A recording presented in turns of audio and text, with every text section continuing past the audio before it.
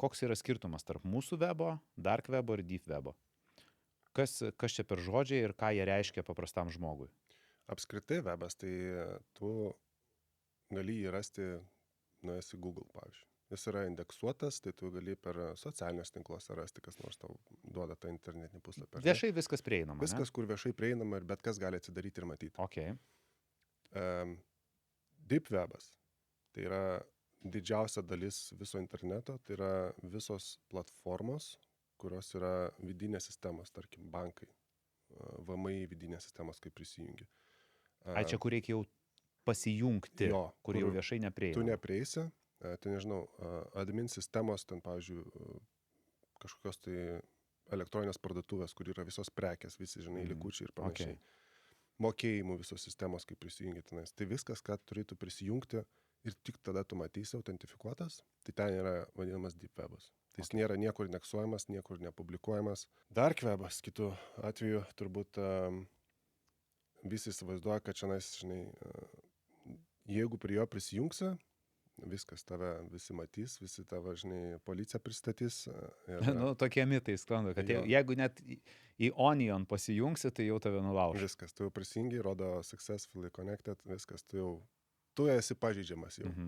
Bet tai visiškai netiesa yra, noriu sugriauti šitą mitą, nes pats dark webas buvo skirtas, kaip sukurtas tam, kad visokie aktyvistai, žurnalistai ir kitos šalis, kuriuom neleidžia prieiti prie tam tikrų informacijos puslapių, galėtų per tą vadinamą Tor naršyklę prisijungti ir per ten skaityti visą informaciją. Tai čia buvo pagrindinis dalykas, kam jinai buvo naudojama.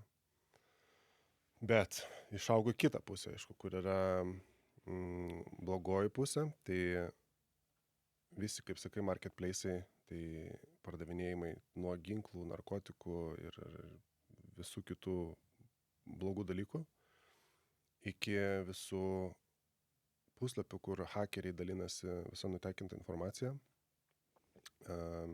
ir visokiais exploitais. Tai exploitas yra kažkoks tai, kaip aktyvuoti tam tikrą pažeidžiamumą svetainėje arba kažkokiai tai sistemai. Ar ne? Tai jie yra pardavinėjami ten yra pamokos, kaip daryti tam tikrus hacking dalykus, kaip užsiminėti tam tikrais verslais tamsiajame internete ir panašiai. Tai čia yra dvi pusės dark webo, kur gali jungtis bet kas ten, tu turi žinot, kur eiti tos puslapius, principą. Tiesiog įsirašius tą naršyklę, aš nieko nerasiu, ne? Net nėra tokio kaip, nežinau, Delfis ar Google'as ar kažkas tokio. Yra, tu gali tenais eiti, gali Delfi.lt, gali eiti Google'as.lt, Galiu naudoti kaip paprastą naršyklę. Visiškai taip. Tai tam ir buvo skirta.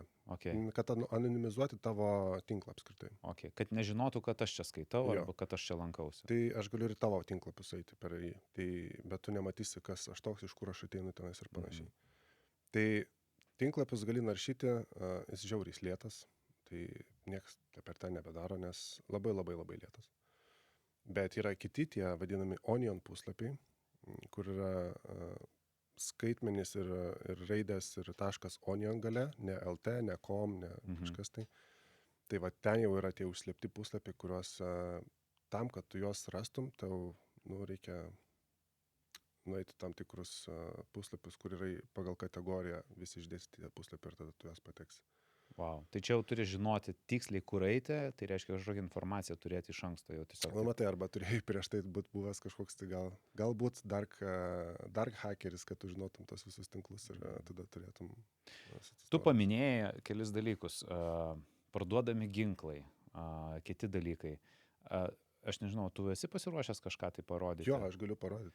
Tai kaip ir tu minėjai pradžioje, kad tie duomenys dažniausiai, kurie būna nulaužti ir nulykinti, tai jie dažniausiai atsiranda dark webe ir jie ten yra parduodami. Man įdomu, kiek kainuoja, tu sakai, vieno žmogaus tarp $50-200, bet pavyzdžiui, jeigu ten nulaužia kokį, nežinau, tą patį CTB nulaužia, ne? Ir kažkas nori tų duomenų. Kiek toks paketas kainavo nusipirkti duomenų? Nežinau, kiek anksčiau kainavo, bet dabar jis nieko nekainuoja. O jeigu, pavyzdžiui, dabar kažką naujai nulaužia, visiškai švieži duomenys, kokios kainos vaikšto už tokį dalyką? Nuo 5 eurų. Nuo 5 eurų už visą duomenų bazę? Aha. 5 eurai už visą duomenų bazę, už Tikrai, milijono žmonių duomenų. Jo. Tai įmonių duomenys, visos sąskaitos, visos buhalterija, visa įmonių, pavyzdžiui. Kosmosas. Tai jos Taip, yra pigiai. nemokamai dalinamas. Jo. Jo. Tai aš nesistebiu, kad čia kasdien tie skambučiai ir laiškai keliauja.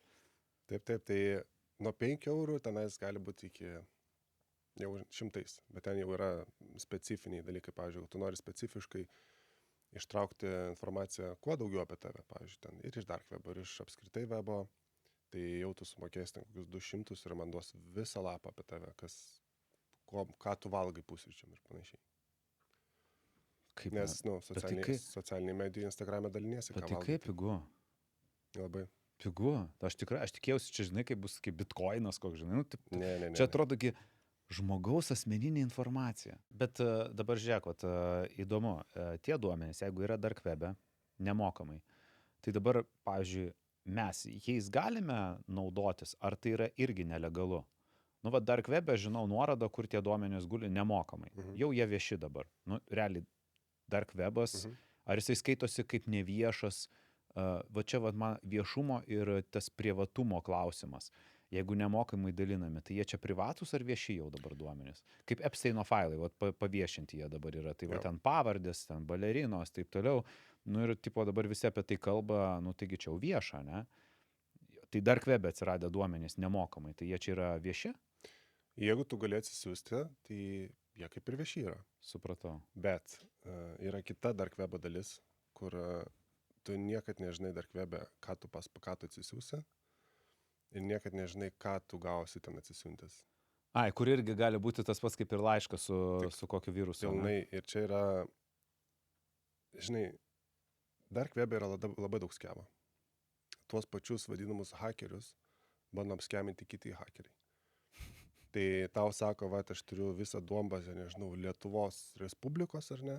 Ir tu, geras, siuntiesi viską ir tau žiūrėk, kad ekranas užtemo ir viskas. Ir tavo visas kompas ir visas tinklas, kuriame tu esi prisijungęs iš to kompo, yra užkrėstas.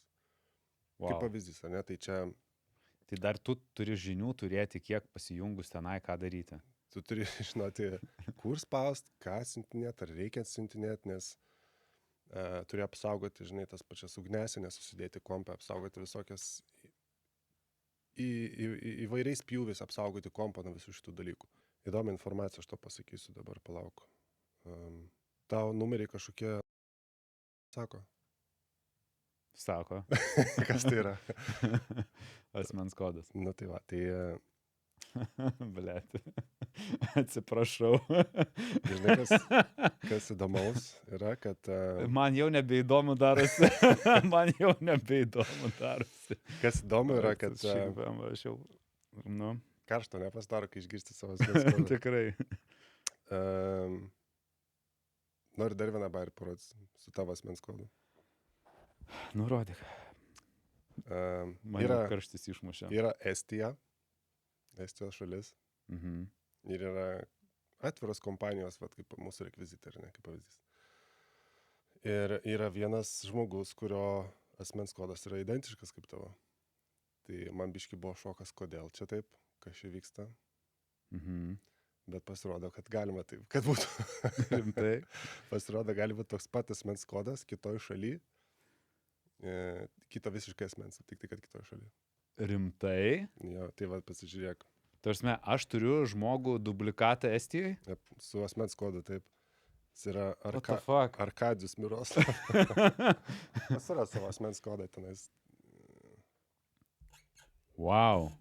Aišku, tenais, kad tu lektorius, ISM visur buvo nuo 22, man atrodo, iki 24, kažkas tokio, ne? Ten darai kažkokią pieno pakelio reklamą. Ir panašiai, visą tą informaciją apie tave labai lengva yra rasti internete, nes labai daug, jos daug yra. Žinau, kad kotedžas kažkoks tavo yra 135 kvadratų, kuris buvo pardavime, man atrodo, gal ir dar yra. Buvo gal kažkoks skelbimas, ne, buvo nuomojama. Tai žinai, aš tą adresą pasiėmęs galiu pradėti irgi kažką blogo daryti, būtent tam adresą, nors gal tu ir net negyveni, bet yra visur paviešta, kad ten tavo buvo. Okay. Aruodo skelbimą radau, kuris nėra ištrintas. įvairias informacijas. Tai Smagu, kad pažiūrėjote šį trumpą klipą iki pat pabaigos. Todėl kviečiu visus pažiūrėti pilną epizodą štai čia arba ieškokite nuorodos aprašyme.